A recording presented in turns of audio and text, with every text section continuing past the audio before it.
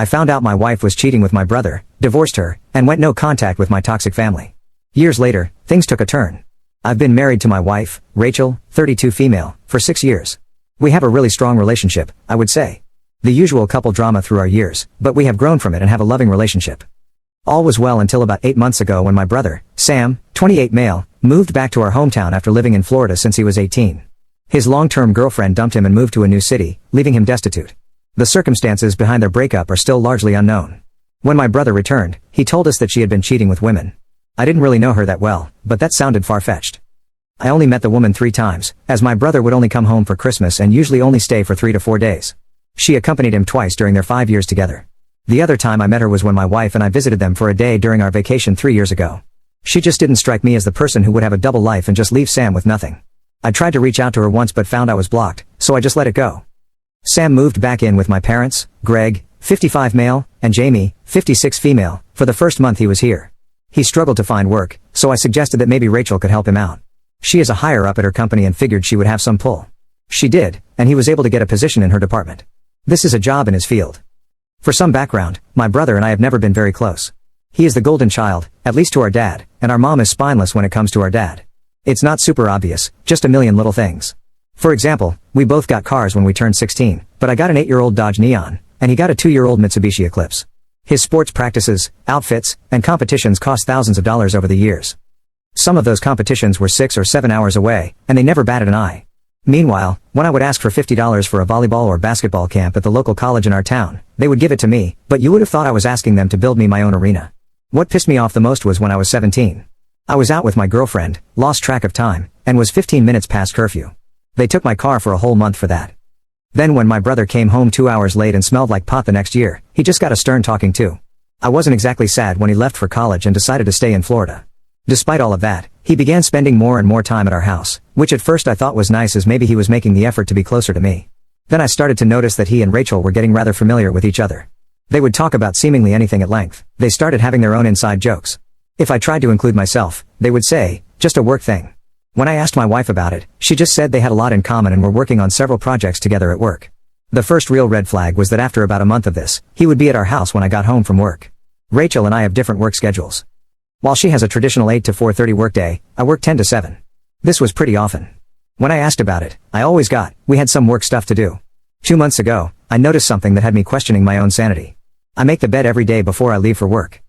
I always make it so the open side of the pillowcase is toward the edge of the bed. Sam was over that day. When I got home, he ate with us, then went back to my parents' house. As we got in bed, I noticed 2 of the pillows had the cases in toward the middle. I asked my wife if she had been in bed today. She looked a little shook but said no. Why do you ask? I said. The bed's not the same as I made it this morning. She told me I must have been mistaken then because no one was in the bed. I looked through her phone and laptop without her knowing and found nothing. Then again, they worked together 8 hours a day, 5 days a week, then hung out after work. Why would they need to text? I felt like I was losing my mind. 2 weeks ago, my parents invited us over for dinner. It was going fine until I saw something. Rachel was simply walking by, and Sam lightly grabbed her arm. She turned to him, and he whispered something, and they touched foreheads together. It was only a second. Rachel jolted up and kept walking. Sam then just kind of looked at me, smiled, and went back to what he was doing. I'm not an idiot. I know this is a mountain of red flags. I just don't want to believe it. I have been in love with my wife since I was 21 years old. I planned a weekend getaway to the city. I was going to ask her about things there. I really hoped it wasn't what I was thinking. Update, you are all right, and my world is destroyed. We went on our weekend adventure. It was a nice Friday night. We had drinks. We danced. We were intimate. The next day, we had more planned, and I almost didn't say anything. I really thought she couldn't be doing that with him and this with me. I was so wrong. We were almost ready to start our Saturday, and I point blank asked her if she was having an affair with my brother. She teared up and said, yes. She was. My heart crushed. I asked her why. She said she was sorry. She didn't mean for this to happen. They just clicked, and before she knew it, they were kissing, then more. I asked if she had been sleeping with him in our bed before I got home from work. She just turned her head in shame. I left at that point.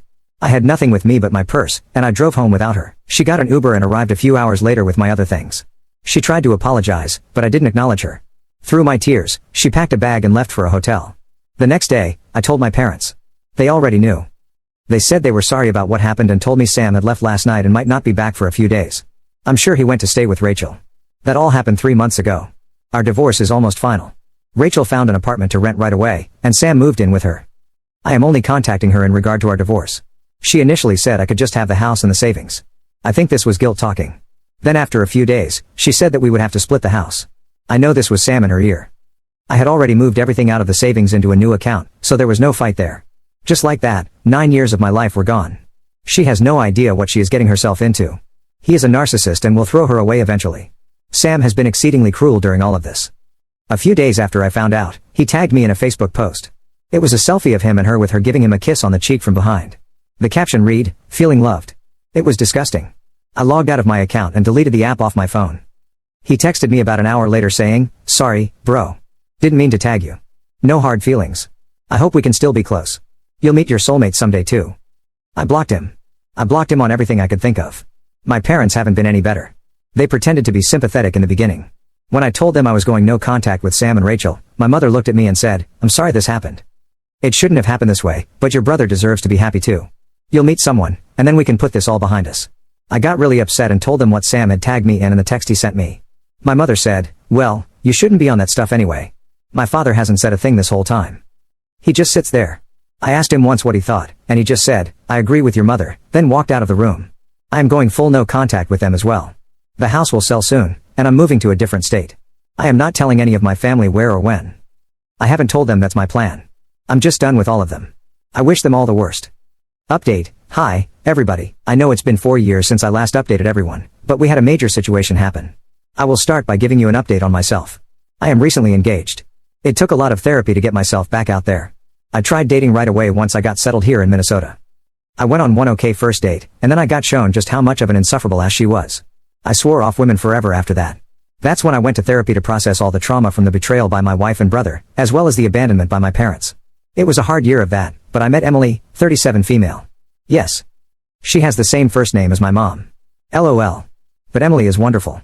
She's a chef. She and her fraternal twin sister, Emma, own a restaurant and bar that's doing very well. I'm very excited to start a future with Emily. Enough about me. Now I would like to tell you about the audacity my family had. Roughly 9 months after I left, I had been totally no contact. I did not tell them where I moved to. I only told some friends and a couple of cousins I was close to. One day, I got home to my apartment and found a wedding invitation in the mail. It was for the wedding of Rachel and Star. The invitation included a gross picture of them hugging in a sunflower field. There was also a letter from my parents. It basically read like this: "You need to forgive and put all this behind us. We know things didn't go the best, but we're a family, and families work through problems." They also claimed Sam wanted me to be a groomsman just like he was for me. What the actual F? That letter reopened all sorts of old wounds. At the time, my therapist got a lot more business because of it. Today, I find it hilarious, but then, not so much. I did not respond at all. The only thing I did was figure out which part of my extended family let my ex-family know my address and cut them off as well. That brings us to the most recent drama. Last week, Rachel, of all people, showed up at my apartment. Emily and I don't live together yet, but that will be changing soon. Rachel looked good. Too good. Like, she was trying to look her best when she showed up. I asked, "What do you want?" She said, "I just want to talk. I'm so sorry for what I did. Sam and I are divorcing." I figured out he was unfaithful our whole marriage. Surprise. Surprise. I don't expect you to take me back, but we should talk and get some closure for both of our sakes. I did a double blink. She had lost her mind. I looked her right in the eye and said, "No. I give you no closure. You made your own bed. Did you really think the golden who HOV his that has had more visitors than the Holiday Inn was suddenly going to put up a no vacancy sign just because you put a ring on it? You're even dumber than I thought. I forgive nothing. I want nothing from you. I don't care. I'm better off now, and that will always be the case. You can go to hell." Then I turned and went back into my apartment, locking the door behind me. I immediately called my landlord, who is the sweetest old man in the world. I've gotten kind of close to him over these 4 years, and he knows about my previous marriage. Rachel was still just loitering out in the hallway. A few minutes later, his 2 nieces that helped maintain the apartment grounds were there, letting Rachel know she was not welcome here and was on a banned list. If she returned, the police would be called for trespassing. I was hoping that would be the end of it, but it wasn't. I have a fairly easy 9 to 5 work schedule now. Because of that, I go to the restaurant almost any night Emily is managing. I don't get in the way, just hang out and enjoy the few minutes here and there she can give me. I've become good friends with a lot of the staff, which include a lot of Emily and Emma's family, and it's really the family environment I always wished I had. I am there the next night when Rachel walks in and just comes and sits at my table. It was a slow Tuesday. Emily noticed and immediately came over to check on me. She recognized Rachel from photos I had shown her. Rachel stuck her hand out to Emily. Emily just looked at it, then asked me, "Want me to kick her out?" I said, "Not yet. I've got a question or two." Rachel perked up like she was winning or something. What a tool. I asked her to tell me what happened between her and Star. I'll admit it was pure morbid curiosity. She told us he was having at least 2 affairs with married women. Old habits die hard, I guess. This was 2 years in. It was a tough time for me, she said. Eyes roll. I interrupted. You are not that dumb though. Did you protect yourself, or did he get half of all your stuff? Rachel replied smugly. I stuck it out almost another year with him so I could start stowing away savings and sold off some assets. In the end, he got a fraction of what he would've. I asked, and what happened to him then? Rachel replied, he had to move back in with your parents again. Again, I satisfied said, yes. Thank you. That's what I wanted to hear. You can go now. Emily, you heard him. Out of my restaurant. Rachel, but no. I want to. I cut her off. No forgiveness. No closure. I just wanted to know my loser brother was back living at home. Get out. Emily stood and pointed at the door. Rachel looked around and saw she was being glared at by the bartender and 2 members of the wait staff. She stood, tuck-tailed, and turned toward the door. Emily started, and if you ever come back? Rachel quickly interjected, yeah. I know. Cops, trespassing. After she was gone, I got checked on by almost everyone around. It was nice and embarrassing. My future in-laws, who I adore, called me. They demanded I stay with Emily the next couple of days just to be safe. It was really sweet. I have never had a family look after me like this. I didn't hear from Rachel again, and hopefully, I never will. Update, hi, everybody. I didn't think it would happen, but I have another update for you all. First, to me, I am now a 41-year-old father of 2, 6 female and 2 female. Emily and I are doing really well. I now work as a part-time office manager for the restaurants and a semi-stay-at-home dad. Emily's cousin bought into the business, and we opened a second location 3 years ago. It's been a lot more work, but with the 3 of them staying heavily involved in both locations, we are successful, and it affords each of them some level of personal time. It wasn't ideal, but I'm pretty sure I got Emily pregnant staying with her when her parents demanded I do so after my last posting. They now joke they always wanted to be grandparents, and it was all part of their plan. Now for the update. After the last time when Rachel tracked me down, I figured it was only a matter of time before my parents or brother showed up. It didn't happen right away. I eased up some as I felt I had a full support system and rejoined social media. I stayed no contact with much of my family, including extended, but I also didn't have any illusions that they wouldn't be able to find me if they tried. It wasn't until after our first was born that I got my first message. It was from my dad. He gave a half-hearted apology, said something about forgiveness, and inquired about his granddaughter. I was just going to block him, but the implication that my child was his grandchild, I found insulting. So I replied, you do not have any grandchildren. I am not your son, and thus my children have no relation to you.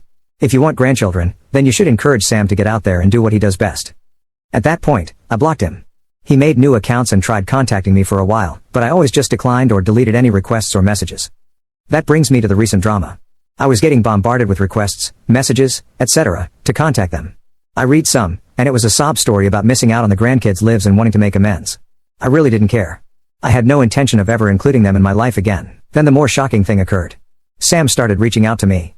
He wasn't saying much other than he very much wanted to speak to me. After this went on for about 3 weeks, I agreed to a Zoom meeting. Just me, no kids. When it started off, they kept asking to see the kids. I was steadfast. It wouldn't happen. They had 3 grandparents, and that was it. Emily's mom, dad, and grandma. I kind of was getting the idea that this was about something else. Sam looked kind of terrible, and my parents were looking old and tired. As we started to talk, they began apologizing for everything that occurred, even Star.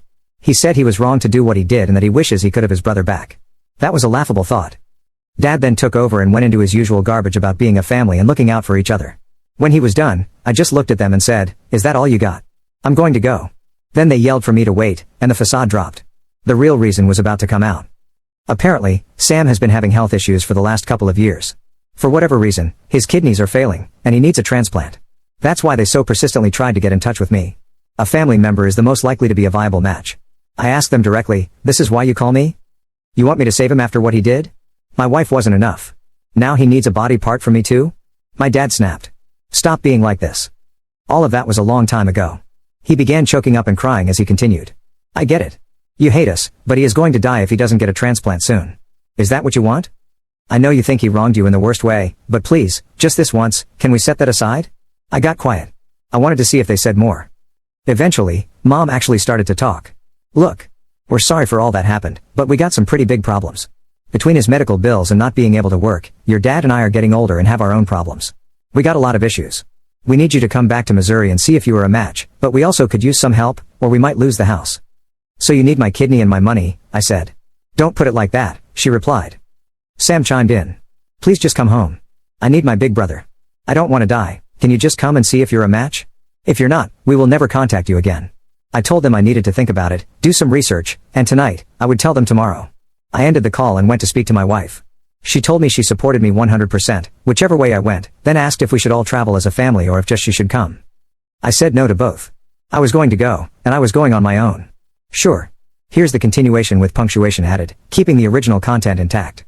I let my former family know I would get lab results here in Minnesota. And if I was a match, I'd come there, and we could talk about everything else. Then, about a week later, I got results, and it appeared Sam and I were a perfect match. I agreed to come back home to St. Charles. By the time I arrived, Sam had begun to have some issues and needed to be admitted to the hospital. This got everyone off my back about meeting for dinner, as I had no intention of doing anything social with these people, especially since any time they seemed to have a free minute. My parents were inquiring if I had thought about helping them get caught up on their financial struggles. They managed to stabilize Star. I went to meet with these doctors that would do the transplant. They began going over everything with me, and I said I'd like to have this conversation with everyone. We all went to Star's room. My parents were already there.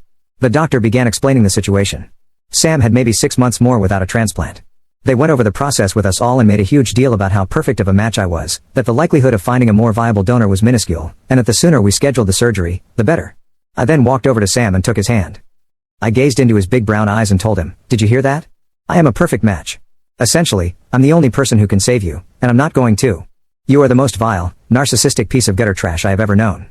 I only came here so you would know the one person who could keep you alive is the one person you have wronged the most. And now, you're paying for that with your life. You're going to die. You should make peace with that." Sam burst into tears, and my parents turned to accost me. The doctor and nurse were standing there in total shock. I looked at my parents and said, "Don't even talk to me, and don't you dare ever ask me for anything ever again.